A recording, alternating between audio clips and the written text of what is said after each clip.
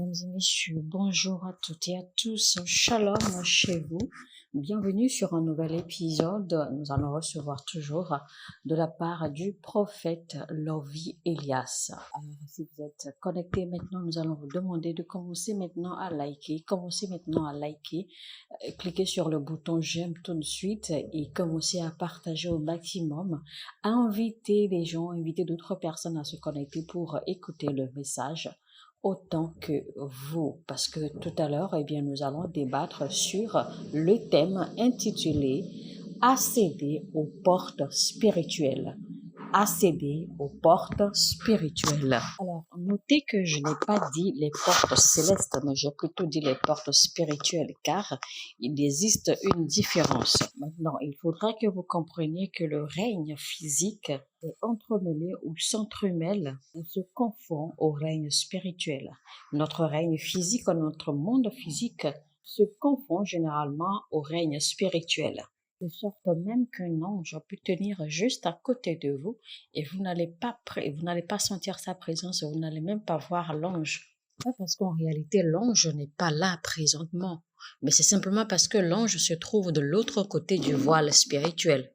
Alors, le règne physique et le règne spirituel dépendent tous deux d'un élément capital qui est lié, qui est rattaché au règne céleste, qui doit être débloqué afin que quelque chose puisse se manifester dans le règne physique depuis le règne spirituel, c'est-à-dire que de sorte à ce que quelque chose quitte le règne spirituel pour se manifester dans le règne physique. Il existe un règne spirituel qu'on appellerait, ou que j'appellerais peut-être règne spirituel atmosphérique, qui règne ici sur la terre dans le règne physique. Et c'est dans ce règne spirituel, d'accord, que beaucoup de choses spirituelles et mystiques, la sorcellerie, les enchantements, etc., toutes ces choses se produisent, d'accord, sont faites dans ce règne atmosphérique. Je prends par exemple l'exemple de la conception de Jésus-Christ. Eh bien, dès que Jésus-Christ a été conçu, eh bien, tous ceux qui appartiennent à ce règne spirituel atmosphérique, tous les sorciers, tous les magiciens qui opèrent dans ce règne, en fait, ont su qu'un roi serait né, ont su qu'un enfant serait né et que cet enfant serait le roi de Juda.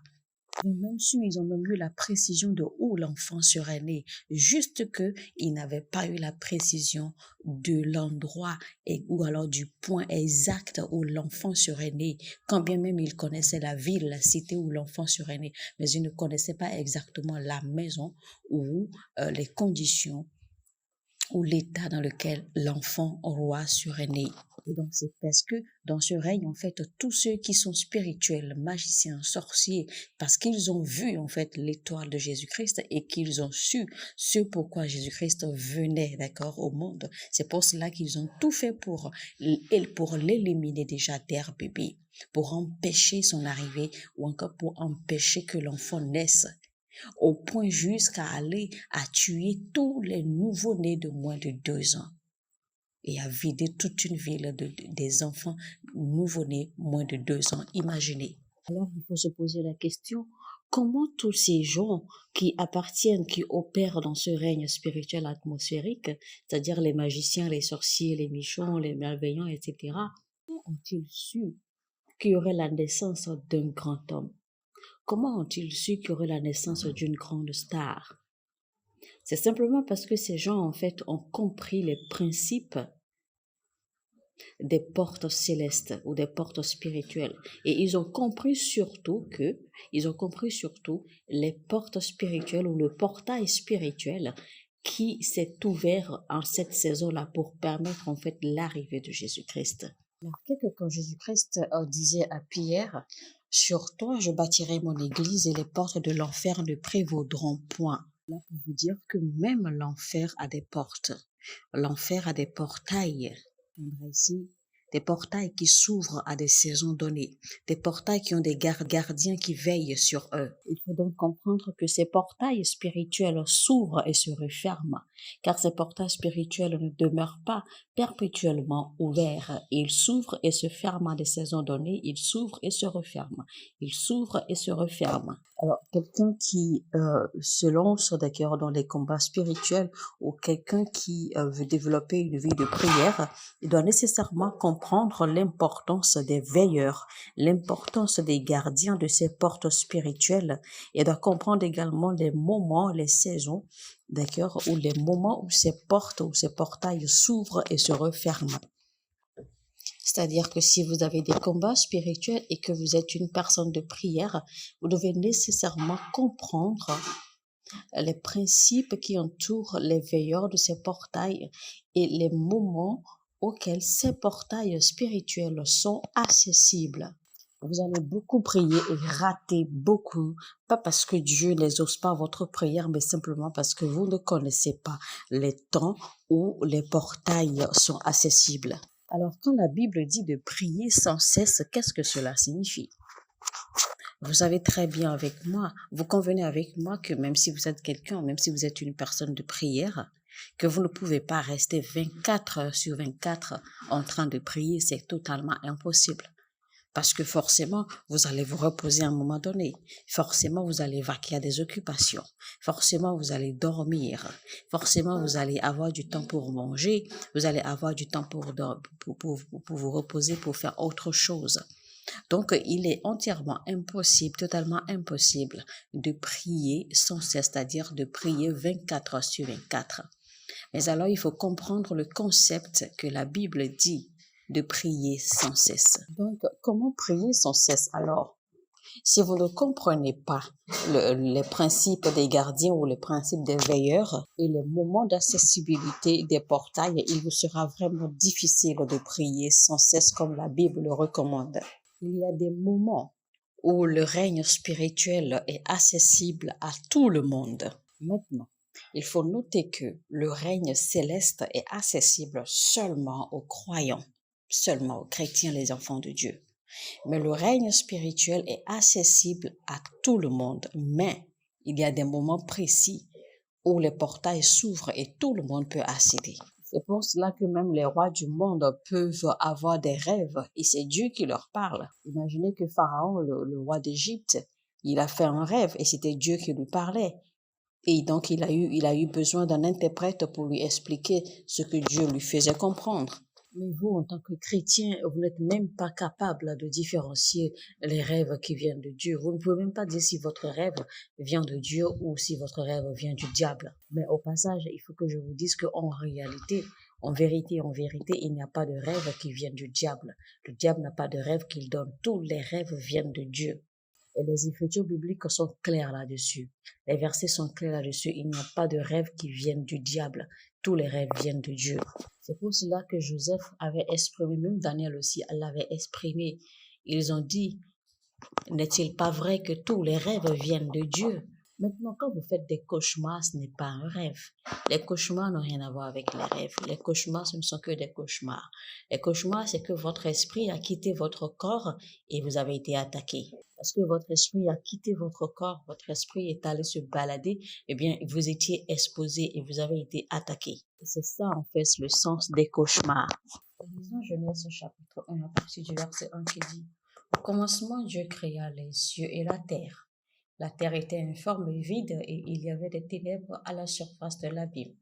Et l'Esprit de Dieu se mouvait au-dessus des eaux. Dieu dit que la lumière soit, et la lumière. Dieu vit que la lumière était bonne, et Dieu sépara la lumière d'avec les ténèbres. Dieu appela la lumière jour, et il appela les ténèbres nuit. Ainsi il y eut un soir et il y eut un matin, et ce fut le premier jour. » Alors quand la Bible dit que Dieu créa la terre et que Dieu dit que la lumière soit et que la lumière fut, cela ne veut pas dire que Dieu a créé la lumière parce qu'il y avait des ténèbres ou que parce qu'il n'y avait pas la lumière, parce que rappelez-vous, en réalité, rien n'a été créé. Maintenant, la Bible dit clairement que Dieu a séparé la lumière des ténèbres. Donc, c'est pour vous dire que si la lumière a été séparée des ténèbres, eh bien, les ténèbres constituent également une autre sorte de lumière.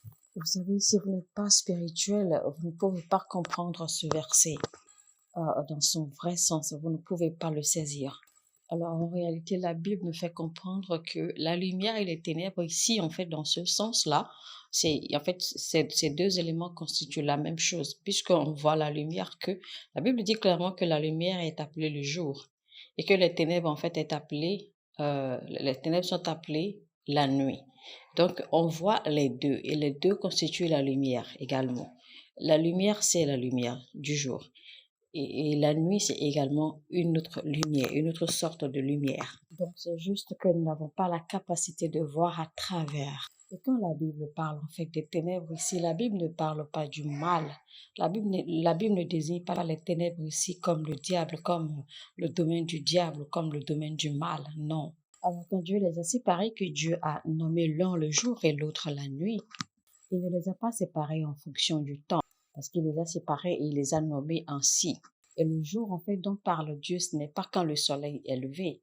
Et la nuit, ce n'est pas quand le soleil, et la nuit, ce n'est pas quand le soleil va se coucher. Étant donné que Dieu ramène toutes choses au jour et à la nuit, est-ce que vous vous êtes jamais posé la question, pourquoi est-ce que les sorciers opèrent beaucoup plus la nuit? Pourquoi les sorciers préfèrent attendre que le soleil aille se coucher avant de commencer à opérer? En réalité, c'est parce qu'il y a des moments particuliers de la journée où les pratiques sorcelleries, les pratiques de magie sont beaucoup plus intenses et beaucoup plus acceptables dans l'atmosphère. Ce n'est pas en réalité qu'en journée, ils ne peuvent pas faire leurs pratiques. En journée, ils font bien leurs pratiques, mais ce n'est pas autant comme ils le font la nuit, parce que la nuit, en fait, c'est le moment idéal, parce qu'en fait, ils ont compris le moment précis où des portails spirituels s'ouvrent pour accepter, pour leur donner accès au règne afin d'opérer. Vous savez, dans le règne spirituel, au milieu de la nuit, en fait, un jour est séparé, d'accord, du jour entier pour entrer dans le jour suivant. Alors, vous savez qu'il est dit dans la Bible, voici le jour que l'Éternel a fait, un jour d'allégresse et un jour de joie. Mais savez-vous pourquoi le slamiste a spécifié voici le jour que l'Éternel a fait? Est-ce que cela veut dire que ce n'est pas Dieu qui a créé les autres jours? Non, évidemment, c'est Dieu qui a créé chaque jour. Mais il y a une spécificité concernant ce jour-là particulier pour que le slamiste dise que voici le jour que l'Éternel a fait. Et si jamais il remporte la victoire, c'est simplement et purement par la grâce de Dieu. Même les anges opèrent à une certaine heure. C'est-à-dire que les anges opèrent aussi à des heures particulières de la journée ou de la nuit, parce que ce sont des heures spéciales où les portails spirituels s'ouvrent. Vous vous rendez compte que Jésus-Christ, quand il devait se rendre à Jérusalem avec ses disciples, ordonna à ses disciples de vendre une ânesse et d'acheter un couteau. Jésus leur dit de vendre une ânesse et de s'acheter un couteau. Les disciples alors de demander pourquoi faire cela. Jésus-Christ répondit alors, il n'est pas bon qu'un prophète meure hors de la cité. Donc en réalité, notre Seigneur Jésus-Christ savait pertinemment qu'il fallait qu'ils soient protégés non seulement spirituellement, mais aussi qu'ils aient des gardes, qu'ils soient protégés physiquement. Il y a un jour qui n'est pas encore libéré du règne spirituel pour venir dans le règne terrestre. Alors quand le moment opportun arrive pour que ce jour soit ouvert, eh bien, ce jour sera ouvert sur le règne spirituel, c'est-à-dire sur l'atmosphère spirituelle qui cohabite avec le règne physique. Et quiconque sera positionné pour accéder, d'accord, à ce jour qui sera ouvert, pourra contrôler tout ce qui se passera en ce jour-là, pourra contrôler ce jour. Et puis, il arrivera alors un autre moment où ce même jour, d'accord, sera maintenant relâché dans le règne physique. Et ce moment devient très critique parce qu'un portail est en train de s'ouvrir à ce moment-là. Et donc, quiconque sera positionné à ce moment précis, donc durant le moment où le jour sera relâché dans le règne physique, eh bien, durant ce moment-là, cela devient beaucoup trop critique parce que les portails sont ouverts à ce moment-là. Alors, quiconque arrive à se positionner pour récupérer, d'accord, ou pour pénétrer cette dimension, et avant que le jour ne soit libéré dans le règne physique, pourra avoir tout contrôle sur le jour, pourra manipuler tout événement et tout ce qu'il veut, d'accord, concernant ce jour. C'est-à-dire que toute personne qui arrive à accéder à cette dimension, à ce moment précis avant que le jour ne soit libéré ou relâché dans le règne physique, eh bien, aura de l'influence sur ce jour. Et tout ce que cette personne déclarera sur le jour, eh bien, se manifestera avec le jour dans le règne physique. Donc, ceux qui pratiquent la sorcellerie, la magie, les enchantements, etc., maîtrisent ce secret. Et c'est pour cela qu'ils se positionnent toujours dans la nuit pour faire leur pratique. Et c'est ainsi qu'ils arrivent en fait à influencer les jours avec des événements malheureux dans la vie des enfants de Dieu ou dans la vie des croyants, si vous voulez. Et c'est pour cela que la Bible dit que le soleil ne te fera pas de mal en journée et la lune ne te fera pas du mal dans la nuit. Alors comment comprendre cela? Comment comprendre que le soleil ou la lune puissent vous faire du mal? C'est pour dire en fait que il y a des gens qui contrôlent le soleil, il y a des gens qui contrôlent la lune.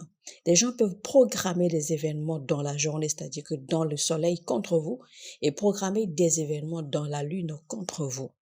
La Bible dit clairement que l'ennemi prépare contre vous des pièges dans la nuit, de sorte qu'en journée, quand vous tombez dans leurs pièges, eh bien, vous êtes pris par leurs pièges, vous êtes attaqué. Mais voilà des choses, voilà des réalités que les chrétiens lisent dans la Bible sans même comprendre. Ils pensent simplement que ce ne sont que des mots écrits sur du papier, alors qu'il s'agit là d'un réel combat spirituel. Il est donc très important de comprendre les principes et le système des veilleurs et les gardiens du jour et le système et les principes des veilleurs de la nuit.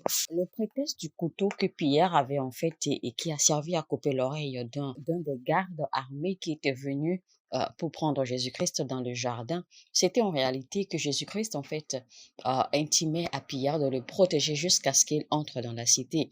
Parce qu'une fois que Jésus-Christ entre dans la cité, eh bien, la prophétie sur lui sera accomplie parce qu'il sera crucifié. Parce qu'en réalité, les gens le cherchaient en fait à le tuer, d'accord, hors de la cité. Donc, il y avait déjà eu le piège pour attraper Jésus-Christ et le tuer, c'est-à-dire l'assassiner carrément hors de la cité. Et là, la prophétie de la venue du Christ et de la crucifixion du Christ pour le salut du monde ne serait pas accomplie.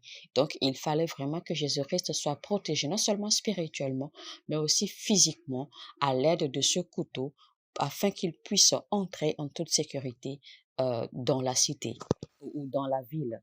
Mais quelqu'un qui n'a pas de la sagesse divine pour savoir repérer les sentiers sécurisés par le Seigneur lui-même, afin de pouvoir marcher là-dessus, eh bien, se lancera simplement une fois reçu des instructions, sans même prendre le temps, d'accord, de regarder ou de percevoir autour spirituellement, pour voir en fait comment mettre en pratique cette instruction au lieu de se jeter immédiatement sans avoir les directives précises qu'il faut pour sa propre sécurité.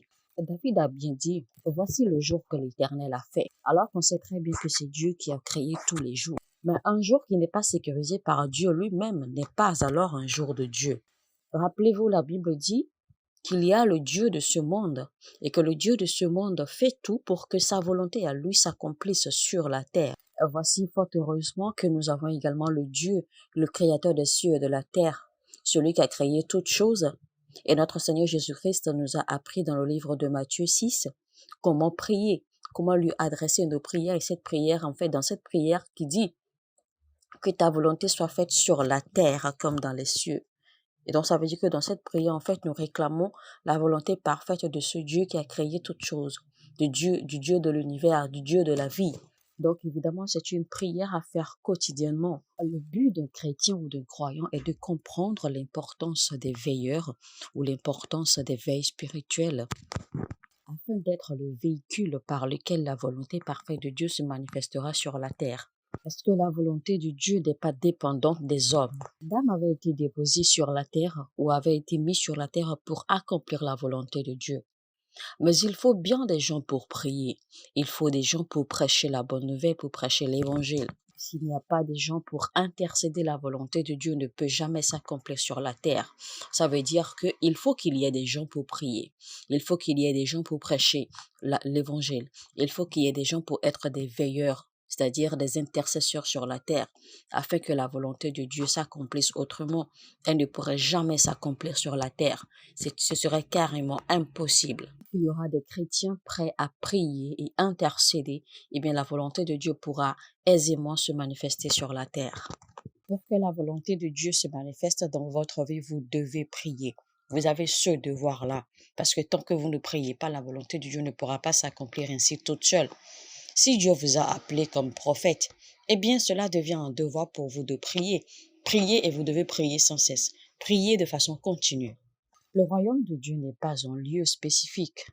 C'est plutôt une manifestation de Dieu. Quand Jésus-Christ disait « Répentez-vous car le royaume de Dieu est proche », en réalité, il ne disait pas d'accord de demander pardon parce que se repentir, c'est changer de mentalité, changer son état d'esprit.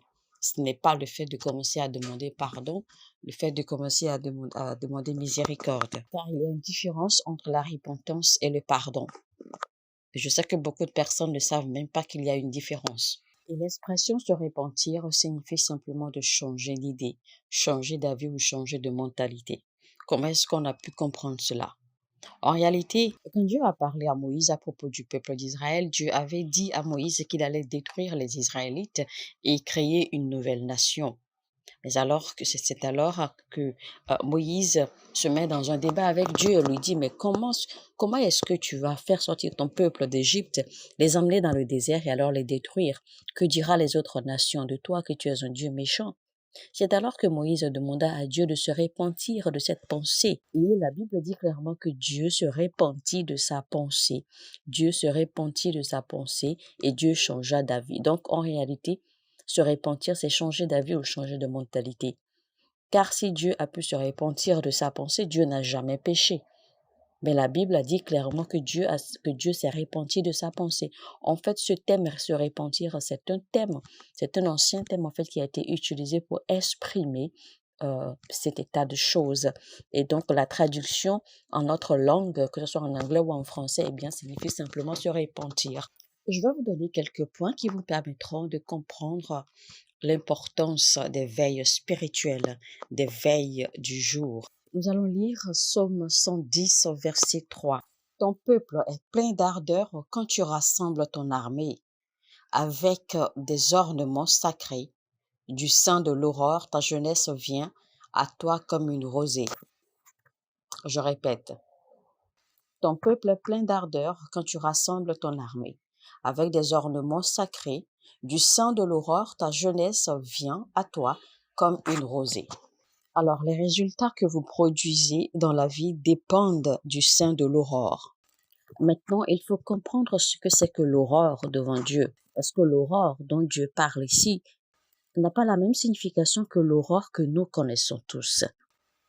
Rappelez-vous, il est dit dans la Bible que le premier jour et la première nuit constituent un jour. Alors, que signifie le jour devant Dieu et que signifie le jour devant nous? Est-ce que quand nous allons découvrir ce que c'est que le matin devant Dieu, eh bien, notre matin ne comptera plus à nos yeux. Même dans le ministère angélique, il y a des anges qui sont destinés à fonctionner ou à opérer à des heures précises, à des moments précis dans le temps. Si nous lisons par exemple le livre de Genèse au chapitre 32, à partir du verset 22 jusqu'au verset 32, nous verrons quelque part où l'ange qui s'est battu avec Jacob se plaignait que voici, le jour se lève et il faut que j'y aille. Il se leva la même nuit, prit ses 2 femmes, ses 2 servantes et ses 11 enfants et passa le gué de Jadok. Il les prit, leur fit passer le torrent et le fit passer à tous ceux qui lui appartenaient. Jacob demeura seul. Alors un homme lutta avec lui jusqu'au lever de l'aurore. Voyant qu'il ne pouvait le vaincre, cet homme le frappa à l'emboîture de la hanche. Et l'emboîture de la hanche de Jacob se démit pendant qu'il luttait avec lui. Il dit, « Laisse-moi aller car l'aurore se lève. » Et Jacob répondit, « Je ne te laisserai point aller, que tu ne m'aies béni. » Alors, si l'ange dit à Jacob que le jour se lève et qu'il faille qu'il parte, c'est parce que son temps d'opération était épuisé. Et donc, il ne pouvait plus être en opération, il fallait qu'il reparte. Alors, le verset suivant dit, et il lui dit, quel est ton nom? Et il répondit, Jacob. Alors, voyez-vous, quand Jacob refusa de laisser aller l'ange, car il a dit, je ne te laisserai point aller tant que tu ne m'aies béni. Tant que tu ne m'as pas béni, je ne te laisserai pas aller. Alors, c'est pour vous dire aussi que beaucoup d'entre vous, vous ratez vos bénédictions parce que vous ne savez pas comment combattre avec l'ange qui détient vos bénédictions. Vous ne savez pas comment l'arrêter et l'obliger, d'accord, à vous remettre votre bénédiction. Il y a certaines bénédictions que vous ne pourrez jamais avoir tant que vous ne vous battez pas pour. C'est pour cela que la Bible nous recommande de nous battre farouchement pour ce qui nous appartient. Abraham avait compris l'importance des veilleurs. C'est pour cela, en fait, qu'il était assis au dehors, au milieu de la nuit. Et donc, quand il vit 3 hommes passer, eh bien, Abraham courut vers les 3 hommes et parce que Abraham reconnut que ces 3 hommes, en réalité, étaient des anges. Donc, c'était l'habilité de Abraham, en fait, à pouvoir détecter, à pouvoir reconnaître Dieu en la présence ou en la forme de ces anges qui a fait que Dieu s'est installé chez lui confortablement et que Dieu lui a donné la prophétie finale de l'enfant qu'il allait avoir. Et il faut faire attention parce qu'il faut souligner rapidement comment Abraham s'est adressé aux 3 hommes. La Bible dit clairement que c'était 3 hommes qui marchaient, qui allaient. Mais Abraham alors s'adressa aux 3 hommes comme s'il s'adressait à une seule personne car il a dit mon Seigneur. Il n'a pas dit mes seigneurs ou il n'a pas dit messieurs, mais il a dit mon Seigneur, s'il te plaît, daigne bien entrer chez moi. Permets-moi de vous laver les pieds. C'est bien ce que Abraham a dit. Parce qu'en réalité, l'un de ces 3 hommes était effectivement le Seigneur. Alors, et la Bible me fait comprendre clairement qu'après que les 3 hommes aient eu leur festin chez Abraham, dans la maison de Abraham, la Bible dit clairement que le Seigneur s'adressa à Abraham. Le Seigneur dit, pourrais-je cacher quelque chose à mon serviteur Abraham? Puisque mon serviteur Abraham sera le père des nations. Donc, ce qui veut dire que le Seigneur passait bien à côté de la maison de Abraham, mais il n'avait pas l'intention de s'arrêter dans la maison d'Abraham si Abraham n'avait pas eu l'habilité de le reconnaître et de l'arrêter, de le stopper pour l'obliger à entrer chez lui. Si Abraham n'avait pas eu cette habilité, eh bien, il n'aurait pas eu cette libération de cette dernière prophétie qui, en fait, confirmait et manifestait l'arrivée du fils Isaac, le fils tant promis de Dieu. Et cela décrit simplement que Dieu est effectivement à la recherche de gens qui sont capables de combattre avec lui afin de lui arracher ce qui leur appartient. Dieu est à la recherche de gens qui sont prêts, des gens qui désirent véritablement avoir un changement de vie, une transformation de situation, avoir une élévation, avoir des bénédictions, avoir sa gloire se manifester dans leur vie. Et ceci coûte que coûte, des gens qui sont prêts à payer le prix qu'il faut pour voir la gloire de Dieu se manifester dans leur vie. Dieu en est à la recherche. Donc, si vous ne comprenez pas les saisons, si vous ne comprenez pas les moments de veiller, les moments de prier, les moments de se positionner, eh bien, vous allez simplement vous accrocher à survivre à la grâce de Dieu, alors que vous êtes supposé être même au-delà de la grâce de Dieu. Mesdames et messieurs, c'était donc la première partie de notre message intitulé Commandez votre jour ou alors ordonnez votre jour et comprendre l'importance des veilleurs du jour. C'était donc avec le prophète Lovi Elias. Sur ce, je vous dis que Dieu vous bénisse abondamment. Je vous retrouve très très rapidement dans la deuxième partie de notre message. Shalom.